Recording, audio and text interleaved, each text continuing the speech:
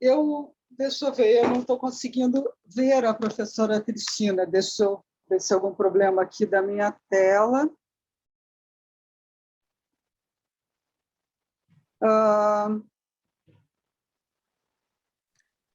E talvez seja o modo como tu colocou para aparecer, Paula. Eu botei galeria e tu vê todo mundo que tá. Eu estou vendo a Fernanda, o Rogério, todo mundo.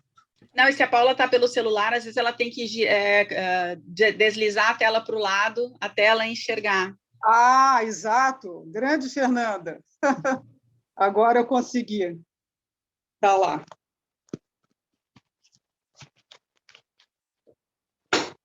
Hello, Christina.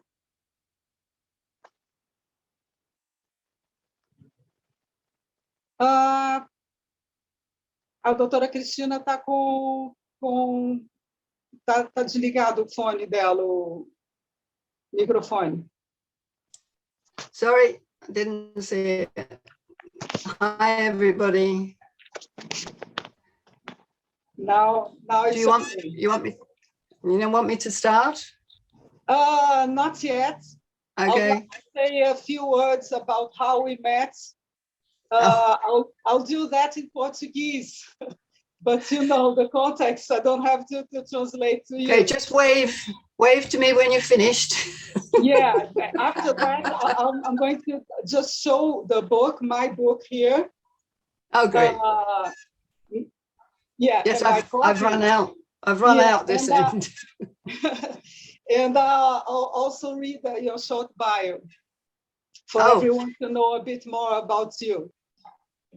Do we have time? Okay. Let me tell about how we met. Então, pessoal, era o ano de 2017, quando eu, a Letícia e a Gabriela Carvalho fomos a Oxford para um curso de verão, um verão bem menos quente, por sinal, vocês devem imaginar, a gente estava sempre de casaquinho, verão em inglês, e foi lá, então, que nós conhecemos a doutora, se diz Christina Nellist, né? E cá estamos de novo, nós três, né? Na maravilhosa companhia da doutora Christina, que é a nossa convidada aí desse primeiro ano de internacionalização, digamos assim, né? do nosso evento, né? E no ano passado a gente teve também a alegria de ter um convite dela muito bacana, né? De submeter capítulos para integrar um livro sobre exatamente o que os animais têm a ver com a mudança climática, né? Um convite que eu aceitei, então, com muito gosto. Eu estou meio que lendo aqui para ser rápida, não tomar tempo, né? E eu já estou com o meu exemplar em mãos, né? Está todo mundo vendo? Que eu não estou me vendo. Está todo mundo vendo o livro? Assim, sim. A capa do livro, né?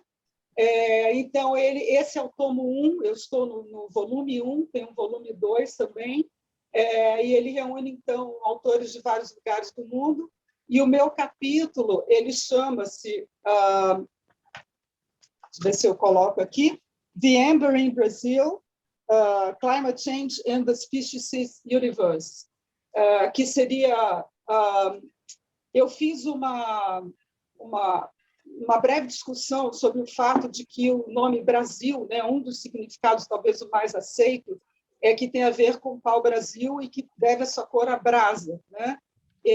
Então, por causa dos incêndios, né, foi muito foco aí desse meu capítulo, eu abordei questões sociais ligadas, questão dos animais, a questão de que, algo que eu também vou falar brevemente depois da manhã, de toda a biomassa terrestre, cerca de 80% são plantas terrestres, né? E que a gente já, desde o início dos tempos, digamos assim, entre aspas, já dizimamos isso pela metade ou mais.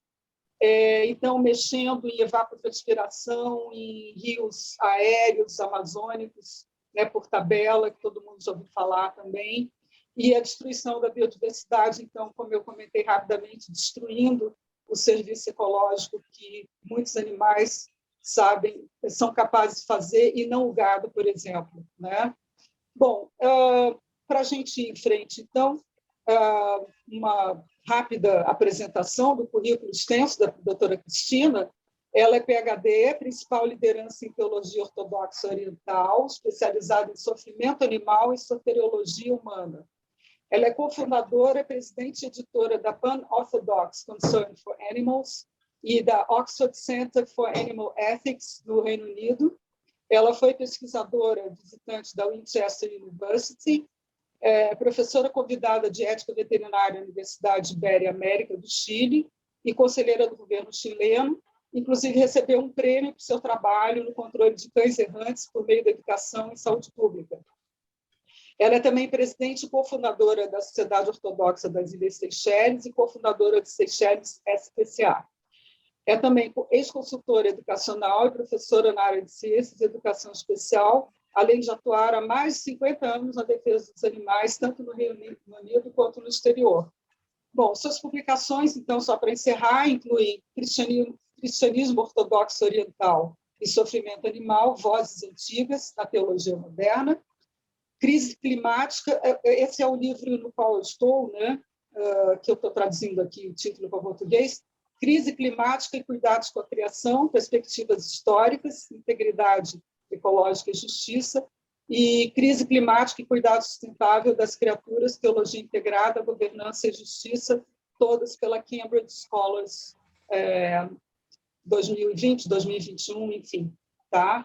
E o título da palestra, então, mas acho que ela vai abordar outras coisas, seria A Missão Inconsciente do Ativismo Compassivo.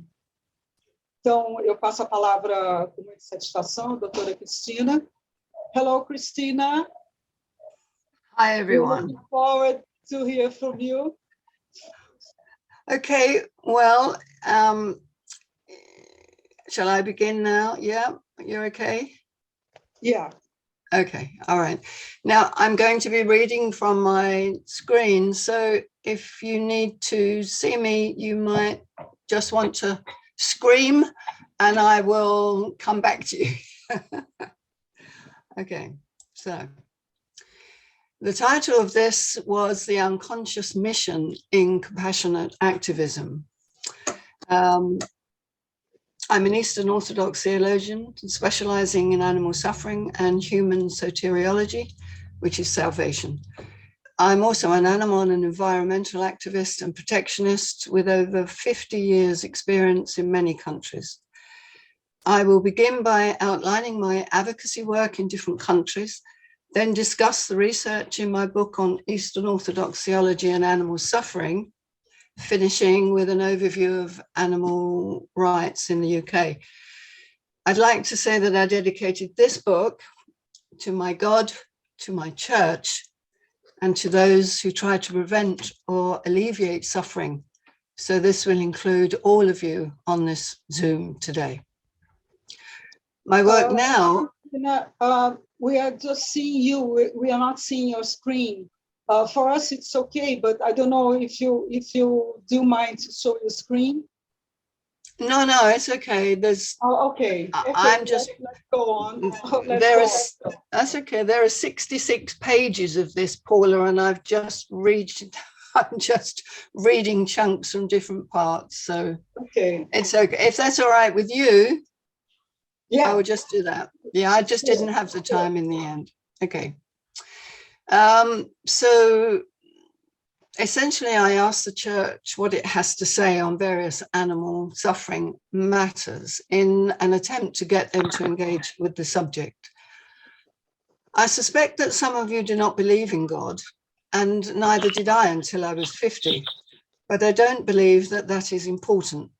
The key point is that I can offer you teachings that you can use with those you meet who are religious and perhaps followed the flawed theology of the past. Here I'm thinking of the dominant tradition of Augustine and Aquinas, going back to Aristotle and Plato, which has led to the entirely anthropocentric worldview of today. I will give some direct quotes either from early church fathers or contemporary Orthodox hierarchs on topics which will be of use to you in your work, such as on souls, in the hope that you will be in a better position to engage with your local priests or others in civil society who may respond more positively to these teachings than to the normal animal rights approach. First, I want to talk a bit about mission. Mission has been part of early Christianity, indeed other religions such as the Jains, since their origin.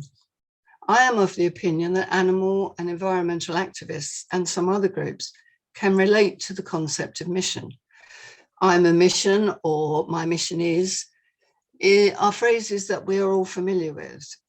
A mission requires an element of self-sacrifice for others, frontline work, seeking out those who need help, education, perhaps practical support. Who that other is not relevant.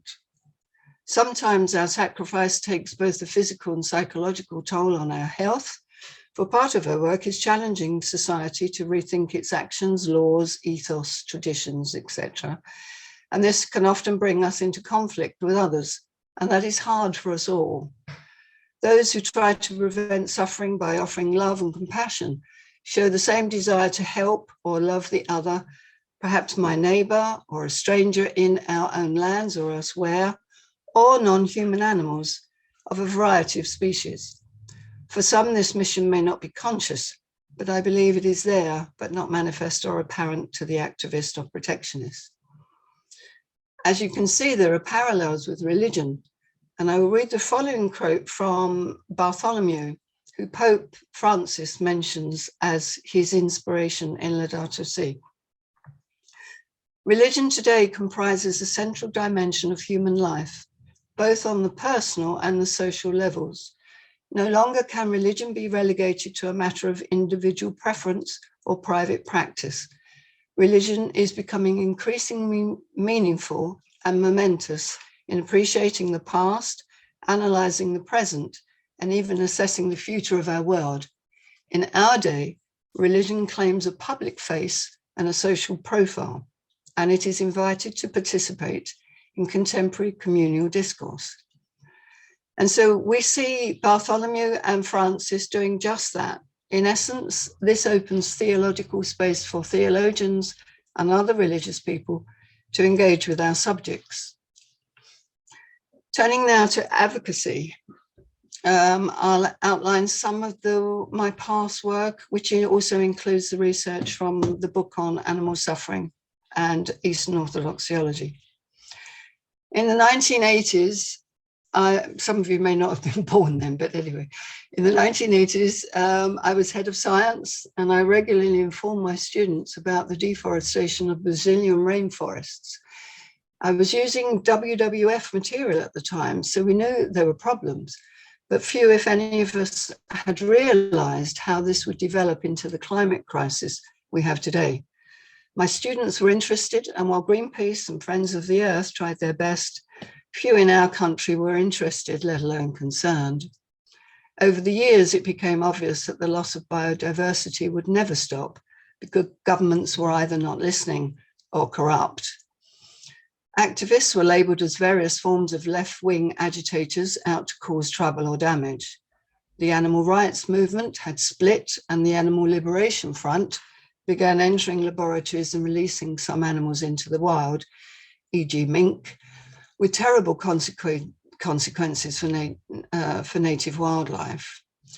They were at their most extreme over animal experimentation, and whilst I had given financial support, when they put a bomb under the car of a scientist at the Huntington laboratories, I removed myself from the group, as I believe the use of violence cannot be justified, even though I understand entirely why it arises. The animal rights movement today are still suffering the fallout from this incident, with certain groups being described as homegrown or domestic terrorists. And at a recent parliamentary debate of the use of animals in experiments, the government minister referred to this potentially deadly incident. And so some 40 years later, we're still living with the consequences of that action. So it was too depressing, and I decided I would try to do more local topics. And so I started fundraising for the local RSPCA, and I became a rehoming officer, which included dealing with animals whose owners were being prosecuted for cruelty. And I can't count the number of times my heart was broken at what I saw. In 1988, I gave up my profession to devote myself to my charity work, and I began to write a book about people who ran animal sanctuaries. I pitched it to the TV channels, who said they had no plans for such a program, but within a year had just such a program. I suggested to the RSPCA that they do a series on their inspectorate, and this became a television series that ran for many years. And so the use of the media is, as we know, a very useful tool. In 1994, I left for Pakistan, where I took a job teaching British school staff on special education and assessed and taught pupils in needing educational support. I lost my job when I refused to let the UK ambassador cover up a sex abuse scandal involving one of our British diplomats. And as a result, now the FCO have an abuse protocol for their diplomats. There was little to be done on the welfare of animals. Cats fared quite well, but large dogs were used for fighting, and stray dogs were shot for fun by the police or the army. Donkeys and horses are generally worked to death. Injured animals were ignored by passers-by. Recently, however, I've learned that a judge in Pakistan has judged favorably on the rights of non-human animals. So even in countries where corruption is rife and daily life a struggle for all but the rich, animal rights is evolving. In 1999, I moved to Bahrain and found the quarantine facilities badly run with animals dying daily. Their ethos was if animals die, that's the fault of the owners. I found the kennels were being cleaned with carpet cleaner, household cleaner, and caused a great fuss in the chief veterinarian's office. Arab men in that part of the world do not like being shouted at by angry women. And one day I arrived to find baboons in the kennel, and one had escaped, and it was heartbreaking to see its fight to be free. They were destined for laboratories. In 2000, I moved to the Seychelles, saw a number of strays, roaming dogs, and found that poisoning was the government's method of controlling the dog population, as it is in many countries. I established the Seychelles SPCA that year. As many of you may know, establishing a group is difficult and time-consuming, but I'd learned that if you do all the work yourself, when you leave, the group is likely to fail. I therefore took the time to train and utilize the gift of those who joined. I arranged media training for the Seychellois, but kept in the background because foreigners, especially the Brits, were regarded negatively. It's common for people in the Seychelles to have 10 or more, 15, 20 dogs. And one of the universal problems of animal rights and animal welfare is the high cost of neutering in relation to pay. And people use the excuse that the church forbids this. This is not the case, as I note later, but I've heard it said around the world. There I worked with the chief veterinary officer, who was hostile at first, but after I bought them a mobile X-ray machine for the islands, he listened to what I had to say using UN research on stray dog control, and the government there stopped using poison. I raised awareness of animal welfare through a regular column in the local paper. And in 2007, when I returned, the group was flourishing, had a mobile neutering team around the island, and appointed 2 inspectors to answer calls from people who were telling them about injuries and different forms of abuse. During the second stay, I began the Orthodox Christian community of the Seychelles, which has resulted in my husband becoming the Archpriest of Tanzania and the training of a local Serbian to become the island's priest. From there, I moved to Borneo, which is Indonesian, Kalimantan, and became involved with the WWF. Deforestation was and is a huge issue, and corruption is from the top down. And I think some of you will understand that. I took a trip down the Mahakam River with a couple of friends once to find the Dayak tribe. And it was during this that I first witnessed the destruction of the rainforest. As we went along, the forest was just a few trees deep whereafter palm oil plantations were evident. In the depths of the night, we heard a noise we could not identify, and there were lights in the distance. It was a Japanese wood pulp factory. It reminded me of some of the descriptions in the 18th and 19th century literature about the satanic mills and factories that were spoiling the earth. Its presence was truly horrific. Many houses kept monitor lizards in small cages where they would at some point be eaten. Some kept monkeys, bushmeat. None of my RSPCA contacts could help, but the information I needed came from an illegal wildlife trader who contacted me from Java, having read my letter in the Jakarta Post, again relating to starting an animal welfare group. I tried to dissuade him from his trade, but in a country where people are very poor and corruption extremely high, such trades bring in money for their families. And I know that you have similar circumstances over there. From there, I moved to Chile and I asked about animal welfare and was given the name of a veterinarian in southern Santiago, who in turn gave me the name of a German woman called Ingrid from the Union de Amigos de Animales, and their shelter was north of my home. Ingrid ran that rehoming, and it was through Ingrid that I became involved in advising the chief veterinary officer on stray dog control through the public health system and education. This was urgently needed because in Chile, when people go on holidays, they leave their dogs and cats to roam free for themselves. Some survive, but many don't, and many get pregnant and then abandoned. So I worked with the government on responsible dog ownership and an education program for teachers and local authorities. And here it is. It's quite comprehensive, but quite basic. And from that work, I received an award from the government, which I'm proud of. I did some lectures at the veterinary ethics to the veterinary students at the American Iberian Universidad in Santiago, and with my broken Spanish and Ingrid translating the rest. At the time, the animal group were trying to get animal welfare laws, but the government, while saying it would work with them, didn't. I miss Chile a lot. It has a place in my heart, and I wish I hadn't lost contact with Ingrid. From there, I moved to Australia and then on to Cyprus, where I became involved with the Nicosia dog shelter and the animal activists on the islands, and they would be my contact when I began research for my PhD in orthodox teachings. There's a point I want to make here about my research, and it's to do with language. When I started my PhD, I had animal welfare in the title, but when I said that to the priests, this veil of negativity came over them. And so I realized that I would have to change the title. And when I got to animal suffering, the priests would lean forward and show interest.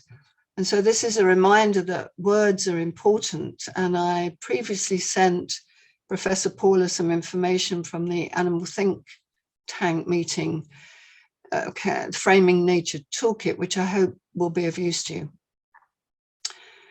So from Cyprus, I moved back to the UK, where I've been involved in many projects, Pan-Orthodox Concern for Animals Charity, the Christian Ethics of Farm Animal Welfare Group, which produced this report. That may be of use to you. You can get it on the net. I joined the Animal Interfaith Alliance, which campaigns on animal rights, animal welfare issues. Presented at a senior theological conference in Istanbul for basically our Pope on the need for seminary and university courses to include education on animal suffering. And I gave the first ever talk on animal suffering at the International Orthodox Theological Association's conference in Romania. I've edited the 2 books that Paula's already talked about. I joined the board of the Orthodox Fellowship of the Transfiguration in the USA, which campaigns on environmental issues and climate change, and was a consultant on their Face of God film which I have on my website. I have helped my husband write prayers for animal blessings, animal sanctuaries, and for the death of a companion animal. I recently wrote an amicus amici brief for the Non-Human Rights Project for Steve Wise in the USA, using early theology and Roman law to show why personhood can be given to non-human animals. I'm honored to be taking this lecture today, and I've been asked to lecture in an eco-consciousness module for the Sumy National Agrarian University in Ukraine. And finally, I'm preparing a lecture for next year in Greece on mission and environmental activism. So all of these projects and alliances have broken new ground and moved the subject of animal suffering either onto orthodox agenda, or moved it up the orthodox agenda. So if it's okay, I'll carry on and talk about the book, the first book, on whose overarching hypothesis was that the church has sufficient teachings to develop an inclusive theology which tackles the subject of animal suffering. I suggest there's a gap between theory and practice on this within the churches, and I further suggest that the abuse and exploitation of animals has negative soteriological consequences for those who indulge in these practices, but also for those who know and are indifferent to animal suffering, but also to those who know and are concerned but fail to act to prevent the suffering. I realized that I would need to do research because basically the church is not interested. And so if we have research, it is harder for them to argue against anything that we put before them. In the book, I outline different aspects of animal suffering. This is to remember the book was basically for the church, and the priests are not educated in our topic. So I looked at scales of suffering, deliberate cruelty, food production, animals as entertainment, tradition, sport, recreation and trophy hunting, fur and fur farms, animals as tradition, medicine, ending with animal experimentation.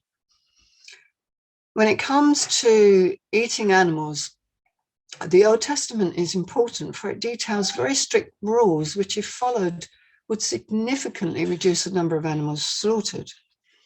It is important to note that the fathers taught that eating animals was a dispensation, not the original ideal, and it was given to those with hardened hearts who could not keep God's original non-violent diet. I pay particular attention to the failure of Noah to care for animals God had asked him to save. So whilst it's not a sin, if we realize that God's original diet is still an acceptable diet for Christians, we have a valid reason for being and promoting vegetarian or vegan diet, and vegan diets. From the New Testament, I argue that it is the image of God that distinguishes us from other animals, not our rationality. And as such, we should care and love all things. Christ extends the Old Testament laws, again in a virtue ethics mode. And if you examine the Sabbath law found in Matthew and Luke, you will find a critical teaching in Luke 14:5, which clearly states that there is an equivalence of care for both human and non-human animals. I examined early Christian texts and found excellent teachings that all things would be saved. Hunting was described as wickedness, and priests would be sacked if they attended. Cruelty was decried, and in St. Isaac's teaching that a compassionate heart is one that cares for all creatures. Essentially, they provide a kind of virtue ethics for a virtue guide for our behavior.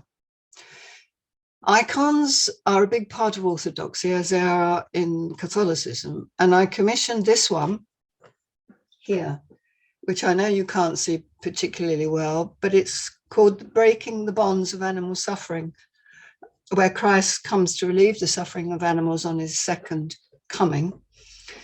And I gave postcard copies to all seminary and university representatives from the Orthodox world who attended the Halki 3 Summit in 2019. You all know of St. Francis, but there are numerous stories from saints from the 2nd century until today who had good relationships with animals. Some wrote prayers for animals involving the blessing of animals, and many stories describe them taking a stand against hunters and provide sanctuary for frightened animals. I conducted empirical research in 2011 to 13, which took the form of collecting data from an online survey, undertaking a practical theology and quantitative research inquiry, which selected a purposive targeted group, the animal protection experts in Cyprus. The results were damning of the church. The following extract is from the CVA president's summary. She says, "The church, on the other hand, has to view the results of this survey seriously. The fact that the majority of citizens feel that the church is not interested in animals is not in their favor. All animals are the creation of God, and they must be treated as such. They must live in suitable conditions and treated with compassion. As animal welfare societies, we are repeatedly asked why the church does not rightly condemn the fact that thousands of pet animals are poisoned every year, usually by the hands of God-fearing citizens. Is this act not a sin? Shouldn't the church be the first to condemn it?"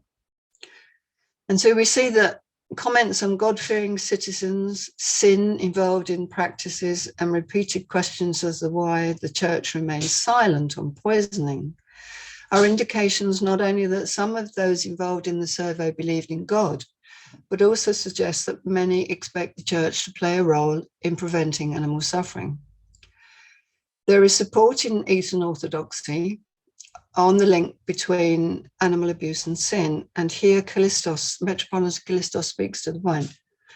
He states, "Until recently, the normal view would be that sin is only what we do to other people, but at Patmos, it was stated very clearly what you do to the animals, to the trees, to the air, earth, the water. If you misuse them, this too is sinful." I asked the animal protection experts to complete a questionnaire, and their perception and the results were very similar to those from the CVA survey. Their responses questioned, their responses questioned suggestions that animal protectionists are acting outside of the traditional biblical and patristic teachings on love, compassion, justice, and mercy for all of God's creatures. Yet the following priestly comment said to me, or is a typical accusation. "These women, they have too much time on their hands, and so they busy themselves with animals. Tell me this, Christina, why do they not care for humans?" Linking concern for animals with indifference to human suffering is a common myth. I've heard it many times in many countries and over many years. When asked if he'd ever spoken to one of these women, he states that he had not. Further examples of negative comments are made even by some who seem supportive of the theme. Social science research on the point, though limited, indicates that these accusations are without substance.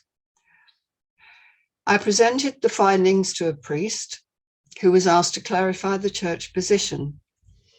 And it was interesting that in his denial of what the animal protectionist had said, he gave an entirely positive view. But neither knew that they had the same views. Was a great surprise to me. He states that the status of an animal soul should have nothing to do with how animals are treated. Cruelty to animals is not acceptable. There is recognition that animals feel pain and suffer. We should treat animals with loving kindness and compassion. Poisoning and the abandonment of animals is unacceptable behavior, and the neutering of animals is to be encouraged. So if the two groups are not working together, why do we have hostility? And I think that, well, I suggest the following. It may be that because they're not talking to each other, that they are ignorant of each other's views. Historical anthropocentric separationist theology may play a part. Protectionists are perceived as indifferent to the suffering of humans, and some animal protectionists may be viewed the same way as those in the animal liberation movement. It is interesting to note that despite his original hostility, he was much happier with education for priests on the subject after we'd had our discussion.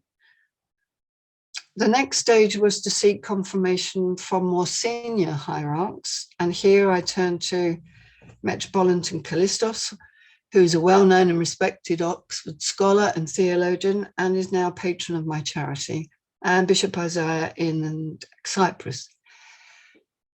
On farming, he says, Callistos says, I was deeply shocked that a monastery, which should be sensitive to the dignity of creation, should be showing such pleasure in this new installation. It was a battery farm for chickens. I was appalled to see the naked skin of these poor birds, and I was deeply shocked that the monks did not seem to see that something unchristian, contrary to our faith in the beauty of God's world, to do such a thing as that. You should not make evil profit from creation. And I think also that it is possible to practice organic farming and humane treatment of animals in a manner that is perfectly viable economically. The desire for a larger profit was leading to an immoral use of living creatures. And he says, even if you cannot make quite big profits, surely humane farming could be economically viable. His language, such as unchristian, immoral, and even evil profit, echo Bartholomew's teaching on the misuse of animals as sins and an affront to God, and affirms the link between abuse of animals with this negative soterial implications for humanity. Our vegan diet gets over that, but the question for the church is, once we know of the cruel practices perpetrated against animals in food production industries or elsewhere, what are the implications if we continue, soteriological implications, if we continue to consume or wear products produced in these unchristian and sinful ways? On souls, he says that it is said that animals do not possess reason, more specifically, that they do not have immortal souls.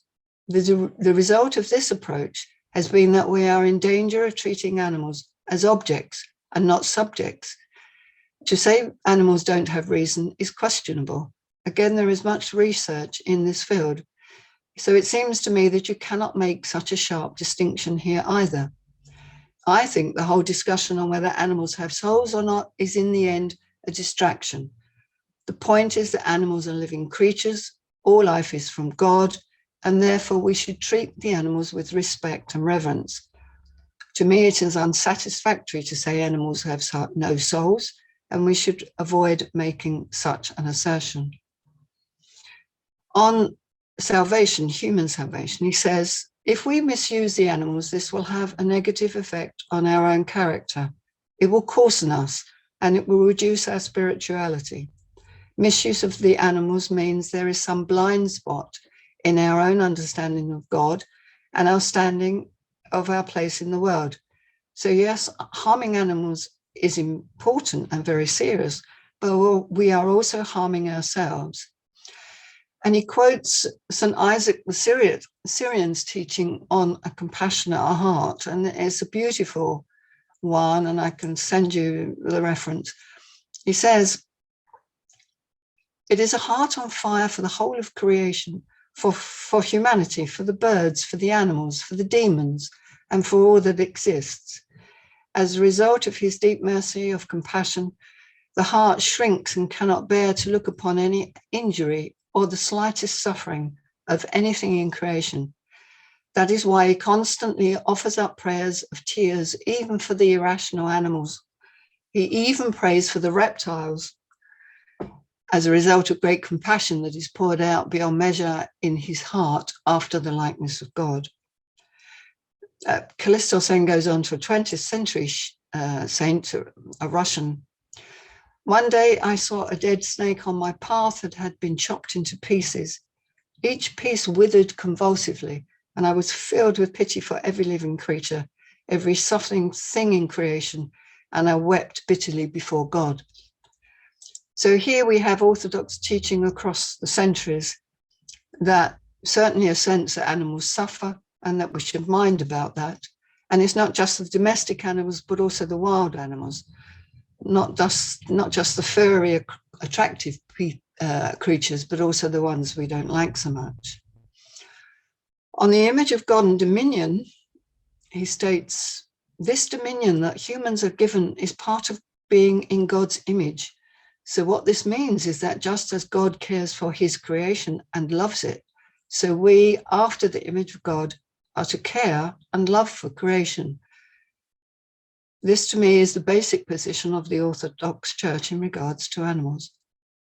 On companion animals, which I know the Pope Francis has just made a controversial statement, Metropolitan Callistos acknowledges that for some, companion animals may be the only living relationship that is, loving relationship that is available to them, and mentions, by way of an example, an elderly person who may love and stroke their cat.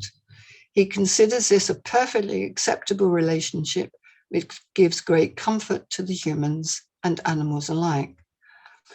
Companionship is an essential element for human mental flourishing and recognized as such in the creation narrative.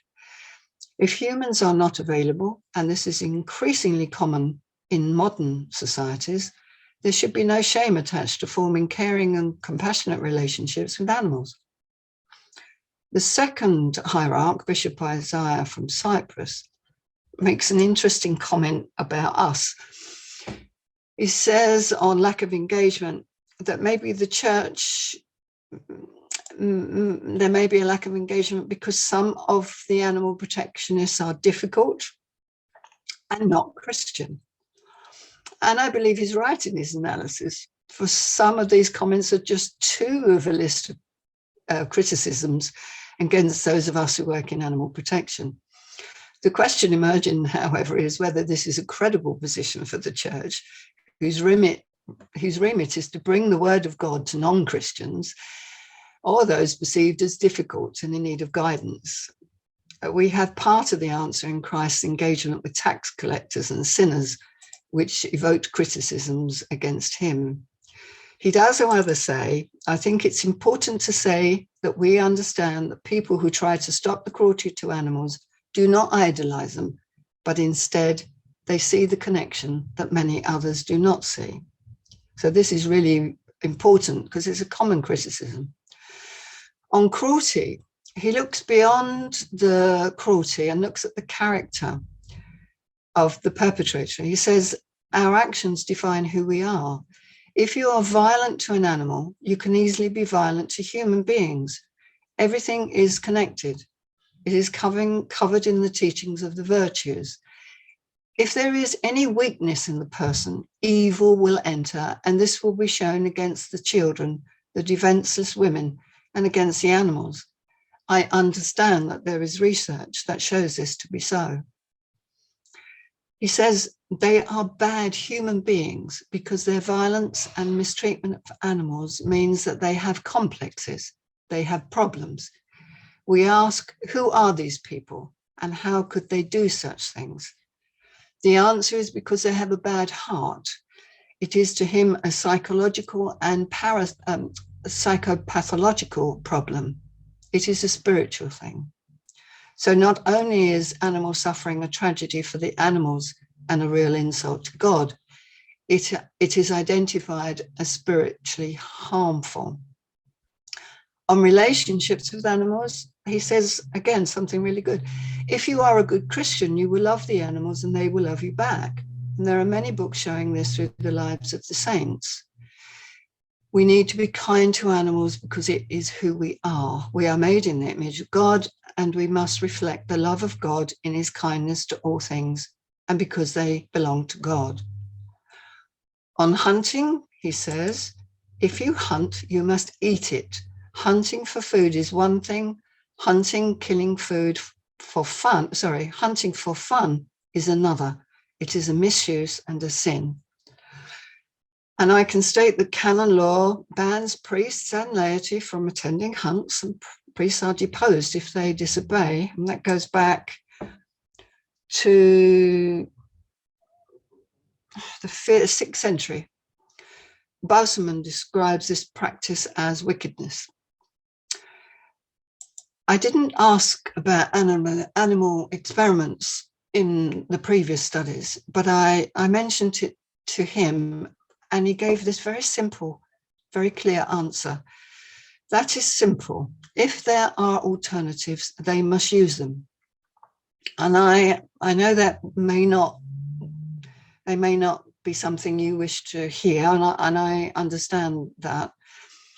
But to have a senior hierarch give a statement on this topic is really, really important.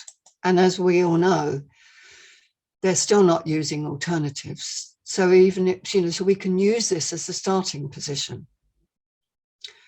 So some of their teachings then are as follows. Animal suffering and protection are theological, spiritual, and moral issues. Loving and compassionate relationships with animals are viewed in a positive light.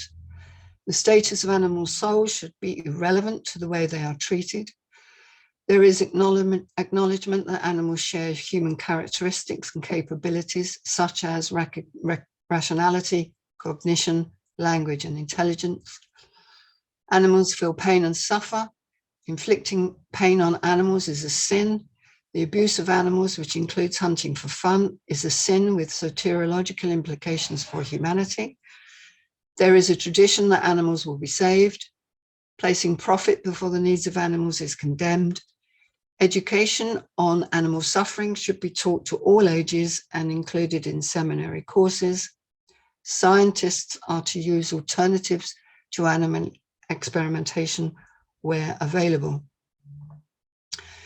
I now want to move to our Pope and some teachings that he gives on extending community rights and justice. And here we have animal rights language, which is astonishing. It counsels us to extend our understanding of community, to be a voice to the rest of creation whose rights are violated, and to extend our love to the non-human world. He says, the sense of community obliges us to stand for and support the most vulnerable aspects of creation, those parts of the world that have no human voice and whose rights can easily be trampled. Who will speak for the way we treat the resources of the planet? The earth is part of our flesh, inseparable from our story and destiny, for everything that breathes praises God.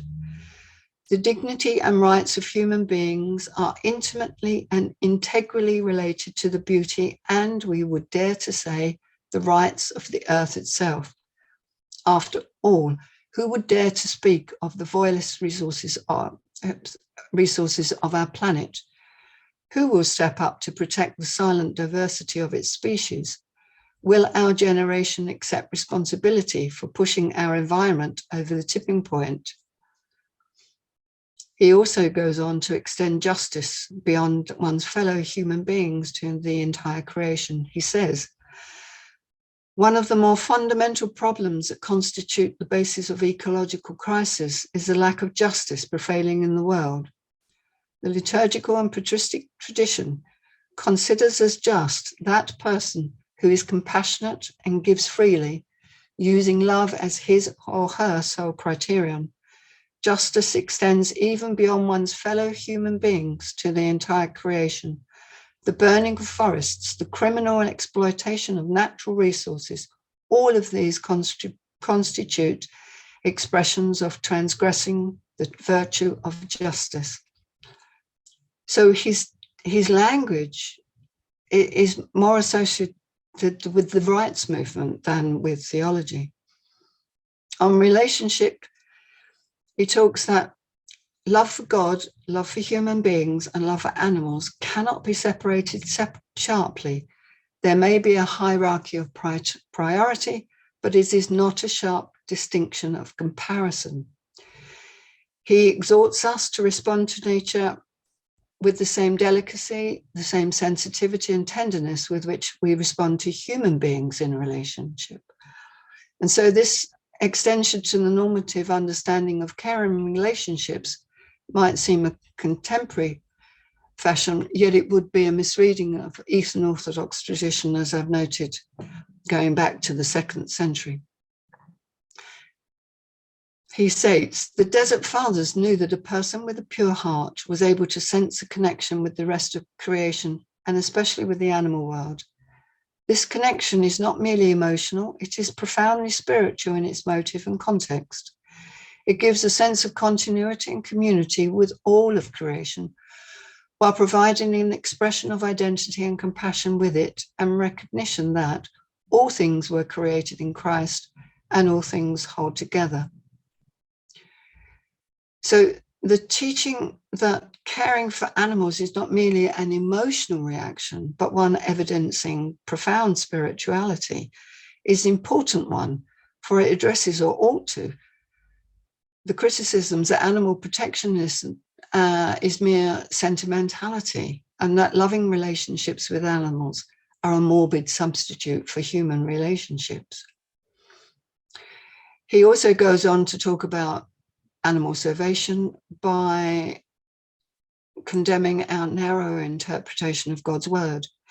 He says, we have refused to behold God's word in the oceans of our planet, in the trees of our continents, and in the animals of our earth. He asks why we ignore the wider implications of the incarnation, and why we fail to perceive the created nature as the extended body of Christ. He says, if the earth is sacred, then our relationship with the natural environment is mystical and sacramental. It contains the seed and the trace of God.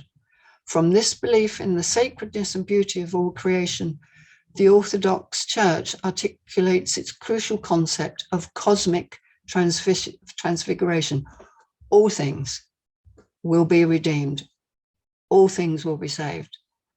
He refers to this as a deep ecology that is inextricably linked with deep theology. So this mutual ontology has relevance for discussions on the sanctification and salvation of animals, which ought to influence our treatment of animals in the animal industries and elsewhere. I'll leave that bit and go on to the most challenging chapter of that book, which was chapter 9, which looks at the animal food production and animal experimentation. And there's a quote that I like to bring up from St. Gregory of Nyssa when it comes to the food production. Use, do not misuse. Do not indulge in a frenzy of pleasures. Don't make yourself a destroyer of absolutely all living things, whether they be four-footed and large or four-footed and small, birds, fish, exotic or common, a good bargain or expensive. The sweat of the hunter ought not to fill your stomachs like a bottomless well that many men digging cannot fill. The question for the church here is, well, if gluttony is a sin, is the killing of animals to feed this gluttony also a sin? There's an unusual comment, and I haven't heard Francis say it. He says, we may also think of the forced feeding of animals so that they will provide more food for us. this constitutes an insolent overthrow of the natural order. So his acknowledgement of the violence and inhumane production processes involved is clear recognition that force feeding is an example of the exploitation of nature. He also acknowledges that the ill effects of this insolvent overthrowing of the natural order to human health. But he also goes on to state the following, that we all share the responsibility for such tragedies, since we tolerate those immediately responsible for them and accept a portion of the fruit that results from such an abuse. So basically says, we are creating the demand and the market. When it comes to the animal testing model, I go into this in great length, and obviously I can't do that here, but I asked the church many questions. I asked them, are we right to sacrifice millions of animals who die and suffer in immense pain in order to achieve a tiny proportion of usable products? I asked them, do the ends justify the means? If we accept the continuing use of animal testing model despite the disturbing evidence and regardless of the animal suffering, are we not in danger of teaching that only human suffering is relevant to us? And if we do that, are we not guilty of heresy, as the fathers fought so hard to prevent?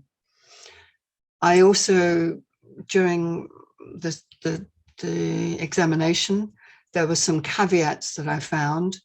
And again, I question them. I say, where is the necessary humane treatment? Where is the necessary requirements to design tests that limit animal pain? Where is the necessary benefit to the animals? Where is the inclusion into our community or extension of justice and rights to the animals in the animal testing model? Where is the compassionate and merciful treatment? And where is the image of God? And my answer to the last question was that if there is an image of God in the animal testing model, then that lies with the innocent human, non-human animals, not with the human scientists. As Christians, I believe we have a duty to care, protect, and prevent the suffering of God's creatures. We have a duty to care, and we need to know the implications of our salvation if we fail to act in some way to alleviate their suffering. And again, the patriarch talks on this. He says, anyone who knows what is right to do and fails to do it, for them it is a sin. Now, you may have heard of the gold and silver rules. These were said by St. Basil and St. Augustine years ago. And if you don't know them, it's very, very quickly.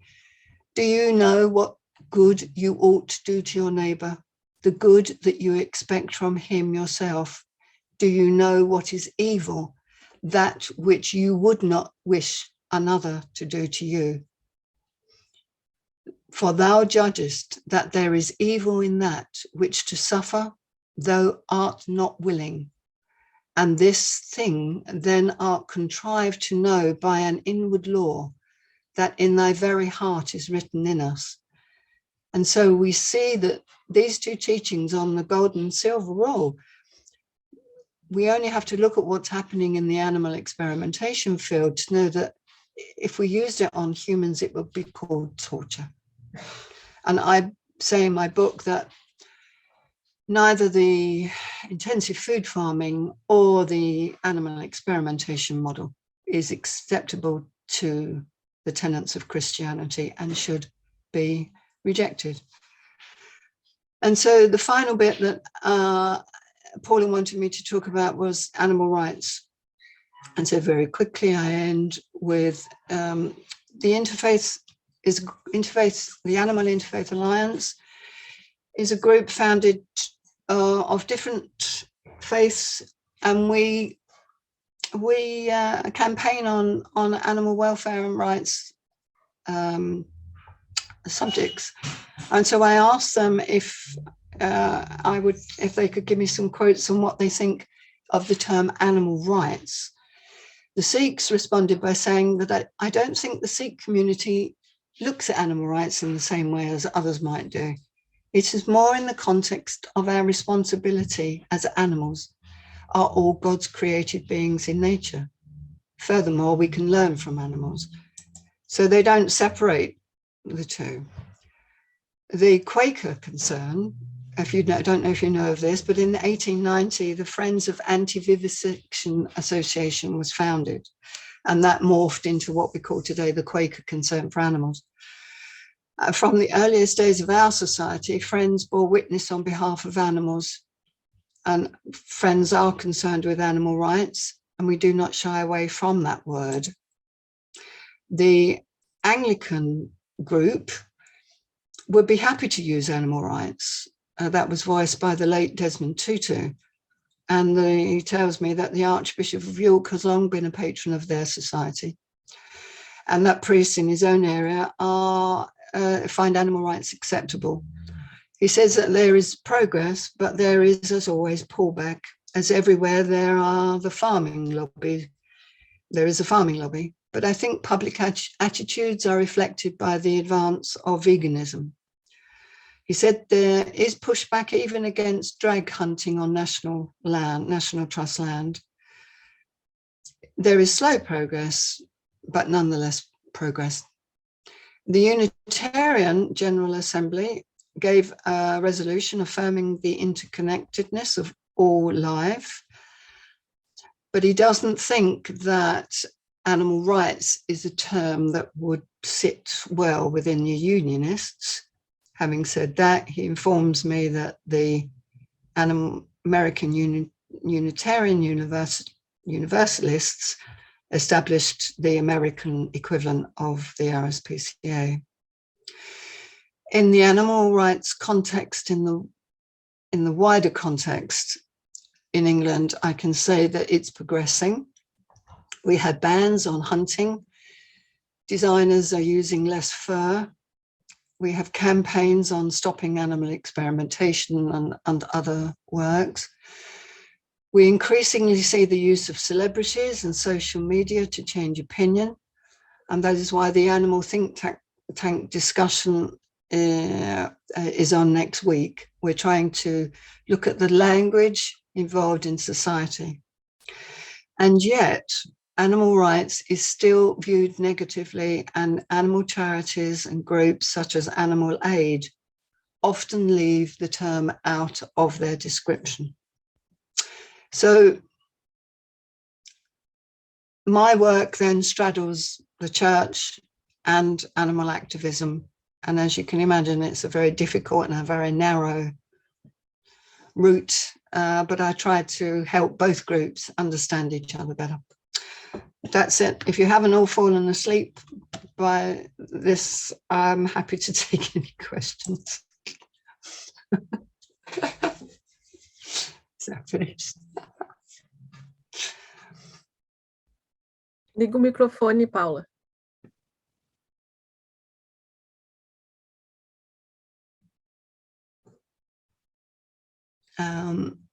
Do I need to see that? Oh, am I supposed to look at the chat? No. There's a lot of chat going on. I think the chat will be in Portuguese. Yeah, I can make out some of it. Will we protect only the sentient creatures? On all animals. A few words. Oh, okay. About the talk. Well, I took many notes, but I'll try to resume. Important things like the mission of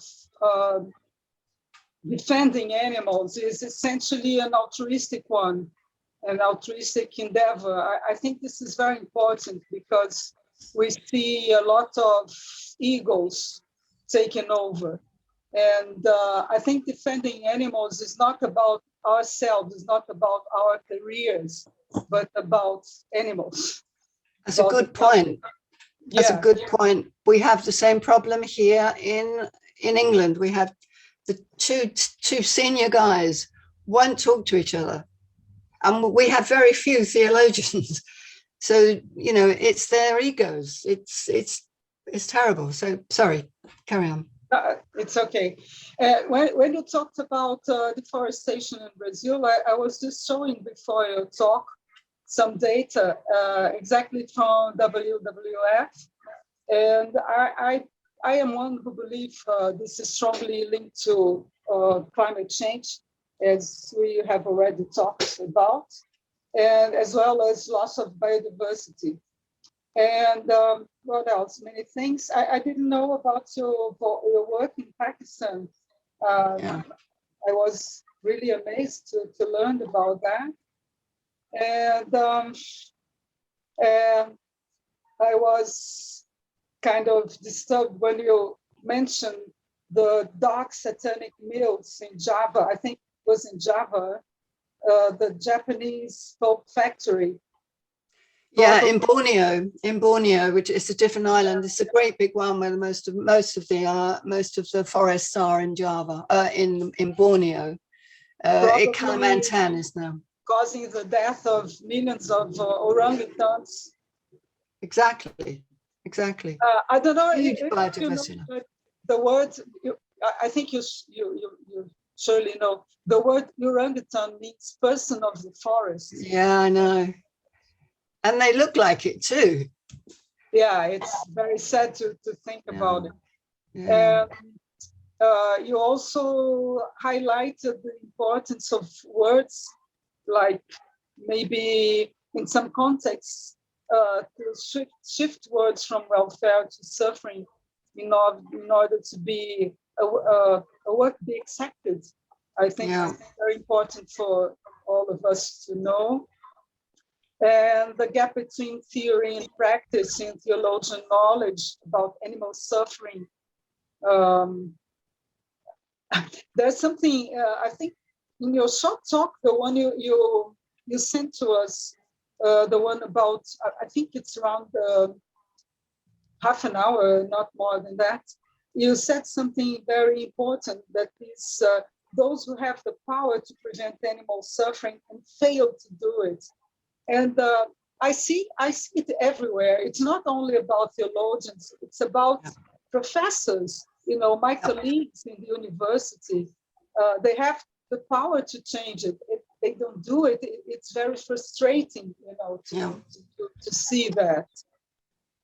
Well, this is important, Paula, this is important because so often people, for millennia now, we've been taught in philosophy and in theology that animals don't matter. But as soon as you say that we are responsible for animals, it then becomes a matter that we should engage in.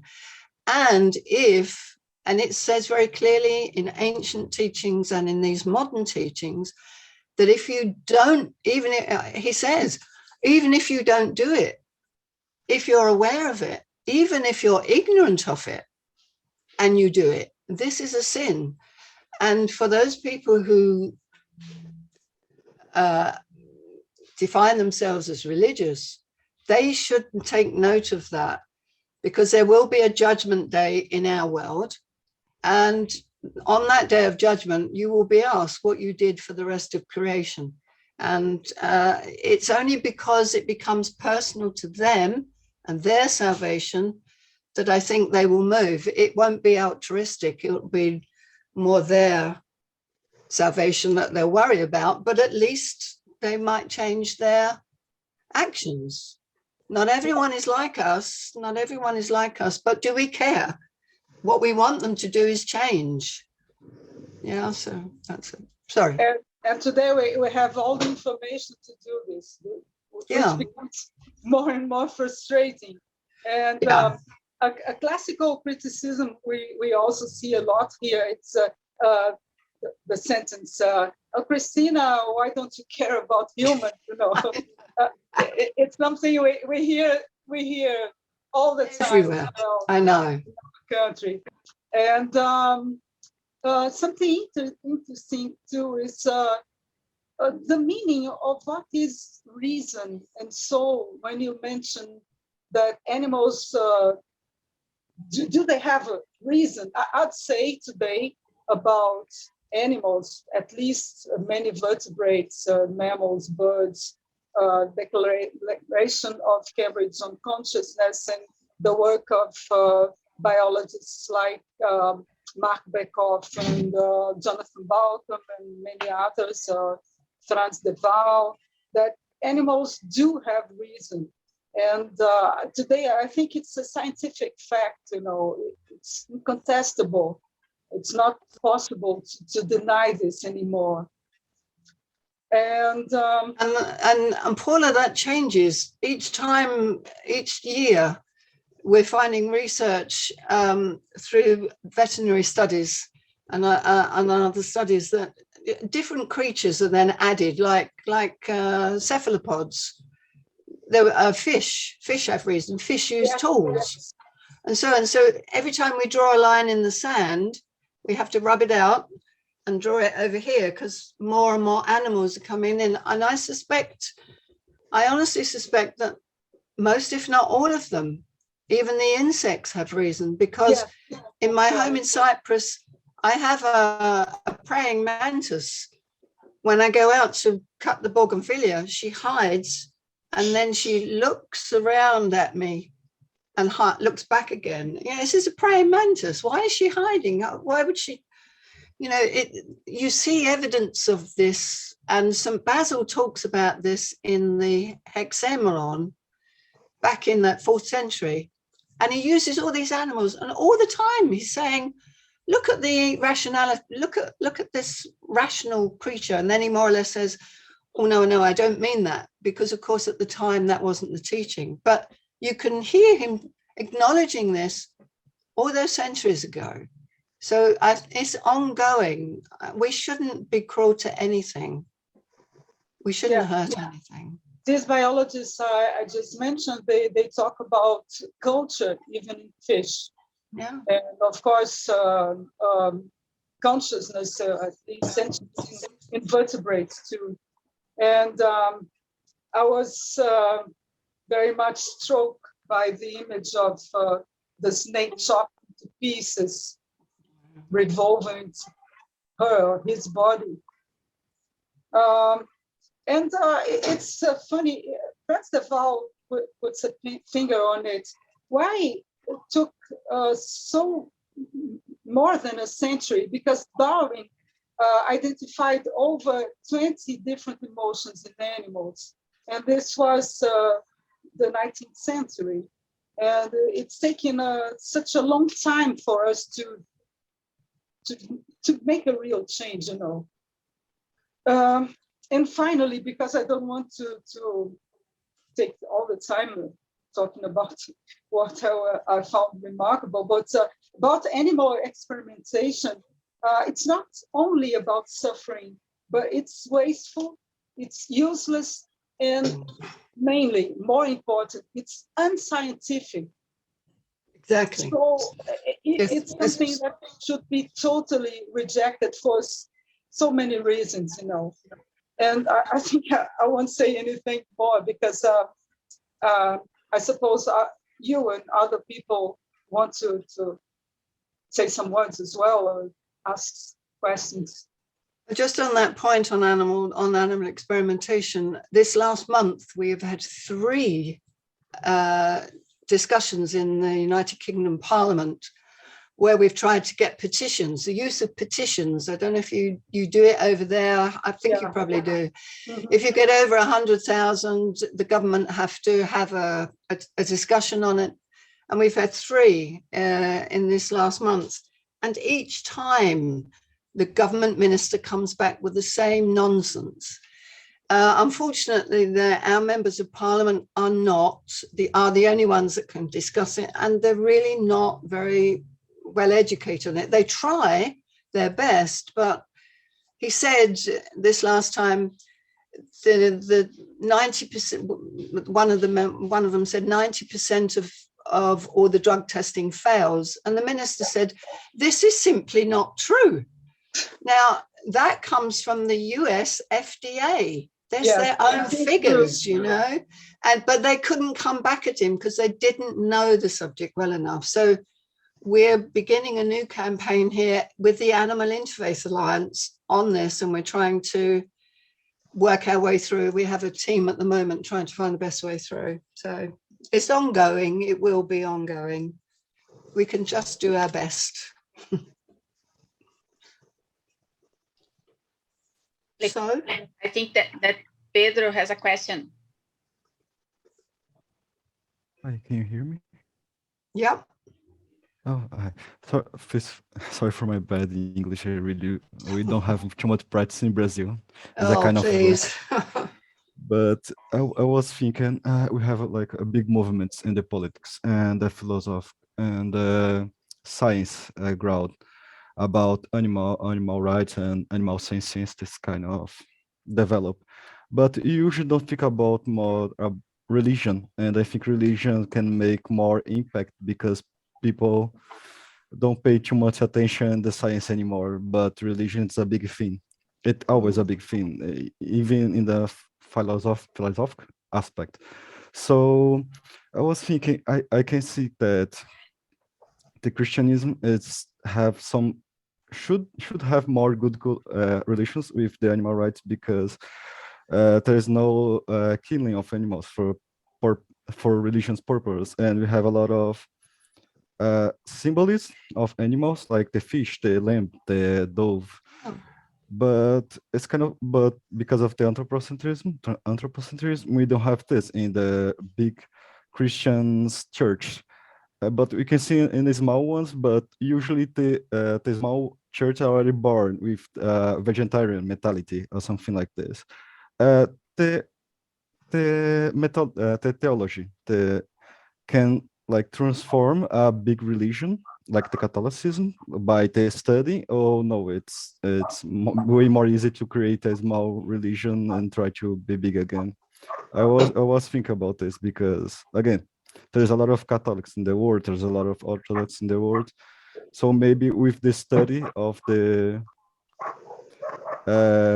good professors, we can have this develop. It's possible or not? Yes, it is. I mean, there is, I can send Paula the link. There is a Catholic English woman. She wrote on,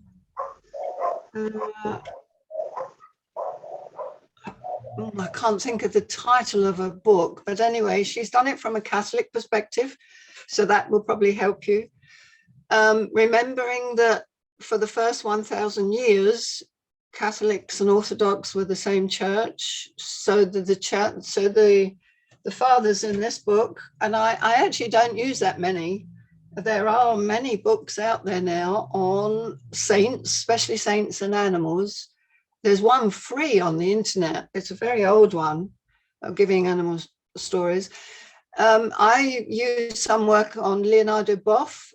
He's from your country and he speaks on that. And I know Paula knows her, but Claire Lindsay has just published her first independent book, and she's looking at the work of Leonardo Boff and on animals. So that's another one that you could look into.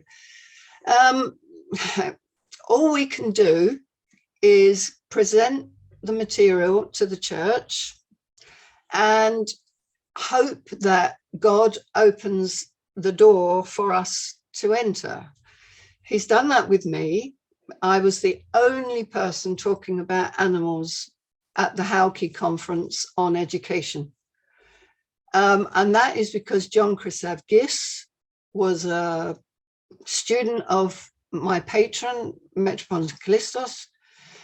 And it's opened doors, open doors, open doors, open doors. So my main achievement has been getting animals onto the agenda.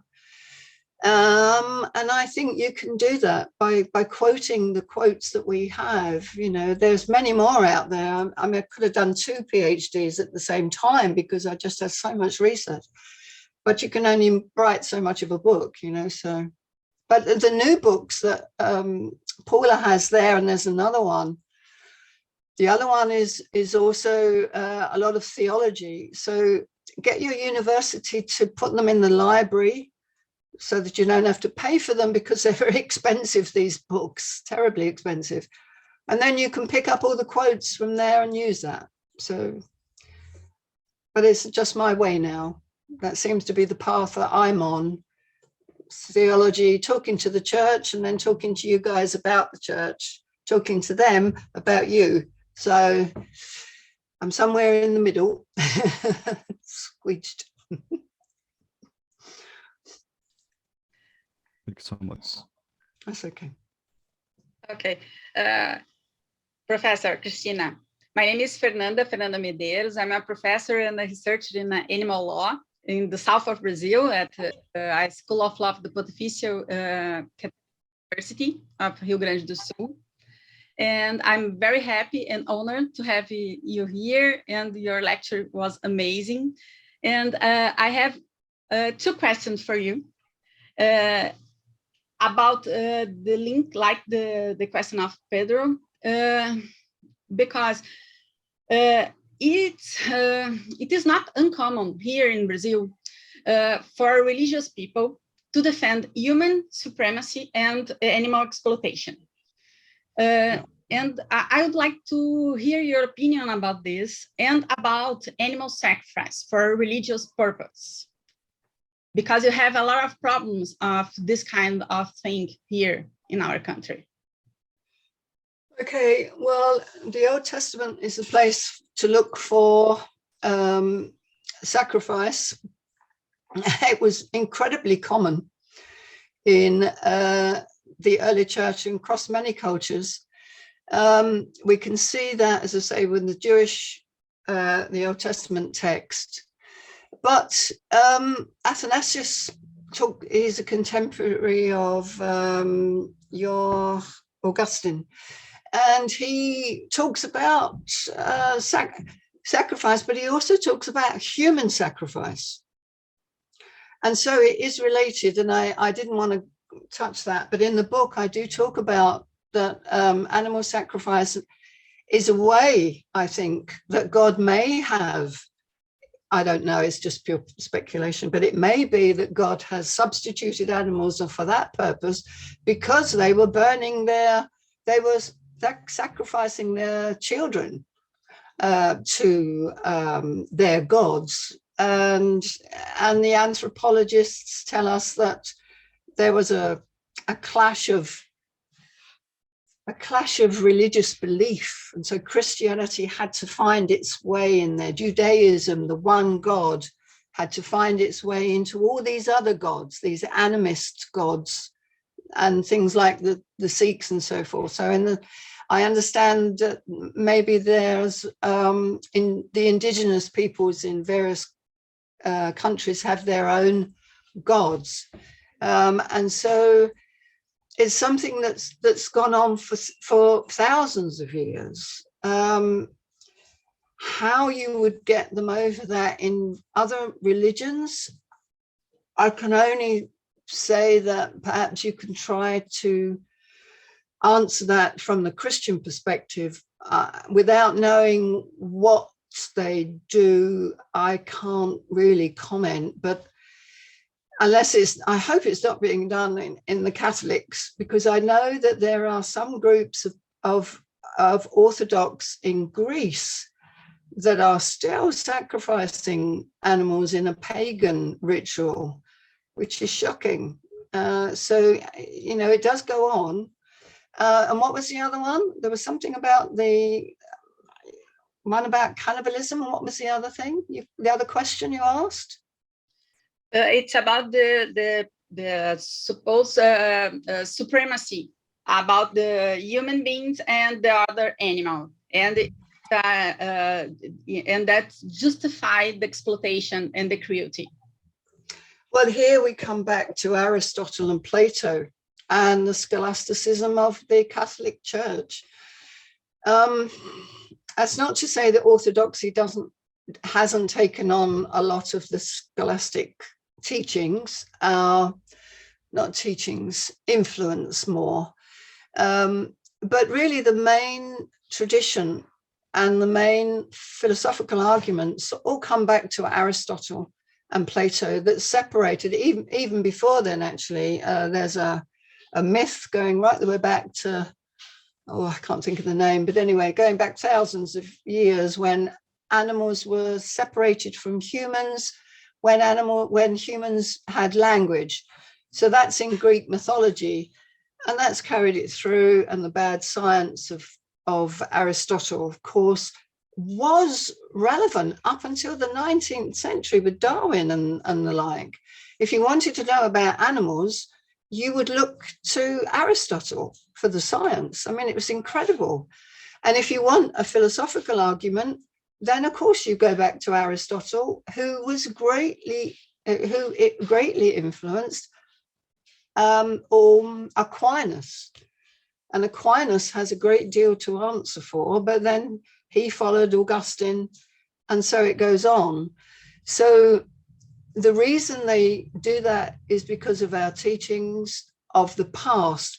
You now, I say you because I don't know, I just say that Catholics have a wonderful Pope now, Pope Francis. And I think that you stand far more chance of getting something out of him that is useful to, rather like I've done with Bartholomew. I've gone through his work, I found his statements. Laudato Si, for example, this is a tremendous teaching for animals. Okay, he still believes that animal testing is okay, but he's on a journey. He doesn't know. We have to.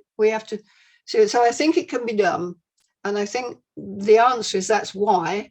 And so we challenge it. We give an alternative tradition, and we can show through these early texts that that tradition was there. And so we need to remind people that that tradition is also there, but it takes time. Thank you, Professor, because one of my focus of research is about the constitutional recognition of the dignity of the animal life.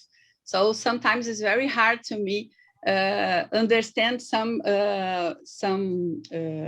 movements and some behaviors about the animal, but I understand that that is a difficult topic because I'm a Catholic too. And there is another religions, and there are other beliefs and another things around the world. It's very hard to put some only way and only look about everything. But thank you very much. Well, the Animal Interfaith Alliance is such an important group because even though we have different doctrine and we believe in different gods sometimes, we all agree that animal suffering is a sin, is wrong.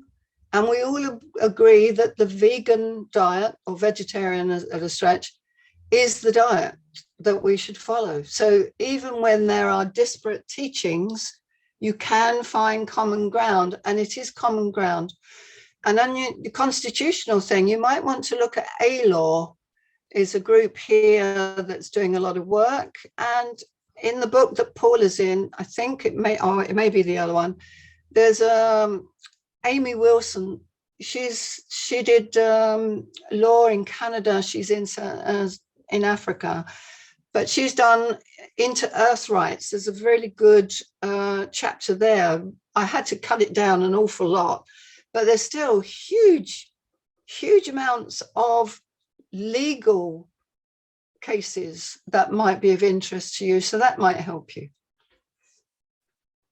Thank you. Okay. Is she in that one, Paula? I've run out of books here. I can't remember which book she's in. Paula, libera. Hi, Christina. It's Leticia. I just want to say that we're very happy that you are here with us. Maybe next year you came to Brazil personally. And I would love that. I would love that. And I really regret, my friend of mine was ambassador there. He was Brazilian, he was a Belgium ambassador, and he in Sao Paulo, and he asked me to come over, and I said I didn't have time. So I'd love to visit you all one day. But maybe next year if the situation. I love the dancing. I'm old, but but thank you for your talk. Paula, tu faz aí o fechamento? Maybe.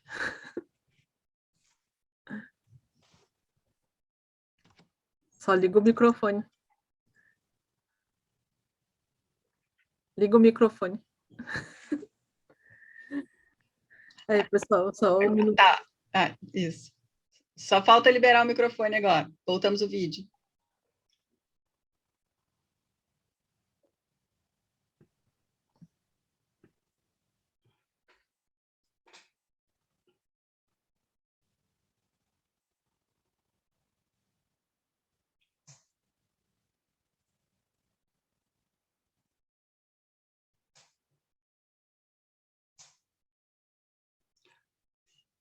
I don't have any question.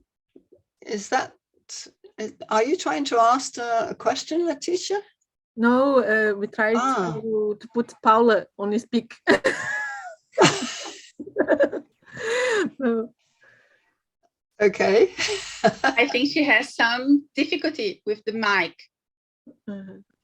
But if anyone has another question, it's possible. Oi, pessoal. Agora sim. Consegue me ouvir? Ok. Assim, ó, eu estou falando, mas eu não estou vendo a minha imagem aqui. Mas a gente está te ouvindo e está te vendo, então é só falar. Não, eu só queria também agradecer a todos pela presença, né? Agradecer a Fernanda pela parceria sempre, pelo trabalho aí de apoio super importante, né? Em termos de logística. E também agradecer a professora Christina. Gente, eu não consigo me encontrar aqui, que loucura. Eu sou muito ruim nessas coisas, muito. A gente está te vendo e te ouvindo. Está te vendo e te ouvindo. Ai, agora eu ia falando em coro. Ai, socorro. Agora eu estou me vendo. Now it's perfect. Mas agora eu só vejo eu e a Fernanda, um de cada vez. Meu Deus, eu tenho que fazer um curso de doutorado nessas coisas. Meu Deus, que tristeza. Então, agradecer a presença de todos, né? Eu, pessoalmente, adorei a palestra da professora Christina, anotei várias coisas aqui, e realmente ela disse algo no início que cabe para mim, né? Ela disse assim, certamente muitos de vocês não acreditam em Deus, não têm uma religião, é o meu caso, mas eu acho que isso em nenhum momento é um empecilho para que a gente tenha muitas ideias, né, em comum e que a gente possa fazer um trabalho juntos. E eu até antes de começar a palestra também, eu estava comentando da importância de ter essa defesa no meio religioso, porque é mais uma fronteira, né, que a gente agrega aqui ao nosso trabalho. Então, só vem a somar. Era isso que eu tinha a dizer. Christina, thank you very much for coming together with us once more. We reunite, and it was a lovely talk. We appreciate it very much, and hope to have you again physically, maybe next year or sometime. We hope so. Whenever. Não sei se alguém mais quer dizer alguma coisa. Thank you very much. It was an honor, and I hope it's of some help to you. Let me know if you need any quotes and things like that, and I will send them to you. I will now leave you and get on with another paper. That's okay. Good luck. Thank you. And have a good afternoon.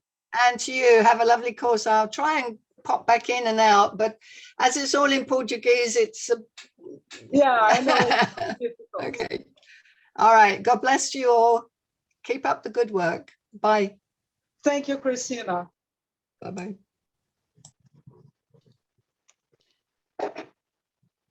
Letícia está com o microfone fechado. Eu esqueço, né? Não, eu ia dizer que encerramos hoje, não temos mais atividades, né? Só amanhã pela manhã, então começa com o Alisson, né? Se eu não estou enganada, e amanhã nós temos atividade pela manhã e à noite. Então, acho que é isso, né? É isso. Então, os links que vocês receberam, eles serão os mesmos ao longo de todo o curso, né? Então, vocês não precisam se preocupar com isso, vocês, de novo, entram com o mesmo link para todas as atividades. Então, nos encontramos amanhã de novo às 9 horas. Não é isso, professora Letícia, professora Paula? Isso. Fica aí um pouquinho para a gente falar, Fernando. Deixa todo mundo sair, né? Sim, senhora. Então, até daqui a pouco, pessoal.